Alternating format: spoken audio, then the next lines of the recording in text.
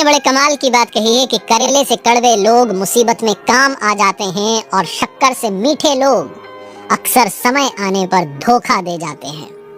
नमस्ते दोस्तों, मैं हूं आरजे कार्तिक माय एफएम से। बहुत पुराने जमाने की बात है, एक राजा था जिसे मूर्तियां बड़ी पसंद थी। उसके महल में मूर्तियां ही मूर्तियां थी। शिल्प कला का प्रेमी था।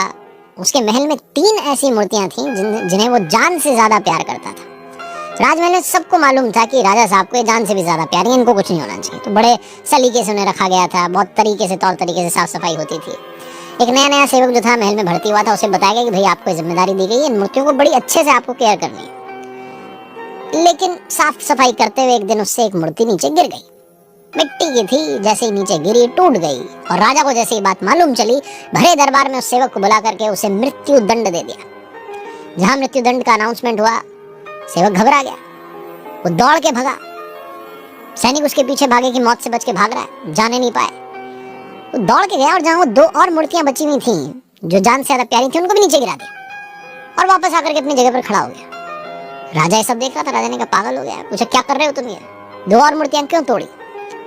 तो सेवक ने कहा, सर झुका करके क्षमा कीजिएगा महाराज, आप न्याय के आसन पर बैठे हुए हैं, आपने न्याय सुनाया।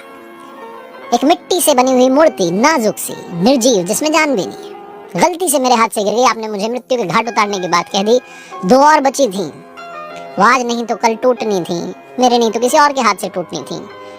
मैंने 2 लोगों की जान बचा ली, क्योंकि आप कल, परसों, 3 महीने, 3 साल बाद किसी और को भी मृत्यु दंड देते। मैंने उनकी जान बचा ली, अब आप मुझे मौत के घाट उतार दीजिए। राजा ने जब ये जवाब सुना तो उसकी आंखें खुली रही। उसने कहा, एक सेवक ये बात सोच सकता है, लेकिन मैं राजा की कुर्सी पर बैठा हूँ, आसन पर बैठा हूँ, मुझे ये बात समझ में नहीं आई। राजा ने उससे पूछा कि आपकी आंखों के सामने मृत्यु थी, ऐसे समय में भी आपने दूसरे के हित के बारे में सोचा, दूसरे की भलाई के बारे में सोचा, क्यों, कैसे? तो सेवक ने एक छोटा सा किस्सा सुनाया। उसने कहा कि यहाँ काम करने से पहले मैं एक अमीर सेठ के यहाँ पर नौकर था। सेठ जी मेरे काम से बड़े खुश थे, कोई उन्हें मुझसे समस्या नहीं थी। लेकिन उनके जीवन में कभी कोई समस्या आती थी तो ऊपर वाले को कोसने लगते थे, आपने भगवान ये कर दिया, वो कर दिया, कुछ ना कुछ उल्टा सीधा बोलने लगते थे।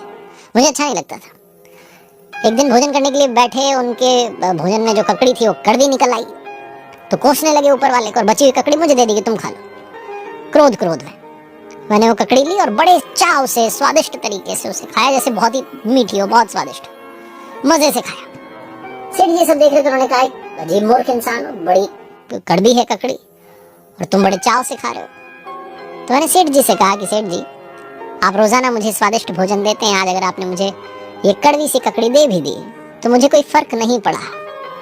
और मैं आपसे भी कहना चाहता हूँ कि प्रभु ने आपको जीवन में सब कुछ दिया है। कभी अगर दुख दे दें, कभी अगर आपको दुख दे दें तो आपको उन्हें कोसना नहीं चाहिए।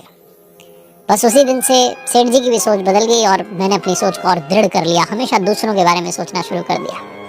छोटी सी कहानी जो सिखाती है कि प्रभु कभी किसी का गलत नहीं करते। अगर आप इसी सोच के साथ में जीवन जीते हैं तो तमाम चुनौतियों को, मुसीबतों को, दुख को भी झेलने की क्षमता अपने अंदर पैदा कर लेते हैं। एक बार फिर से वही बात जो अक्सर आपसे कहता हूँ, ऊपर वाले का आशीर्वाद, अपनी मेहनत और अपनों के प्यार के साथ कर दिखाओ जैसा कि दुनिया करना चाहे।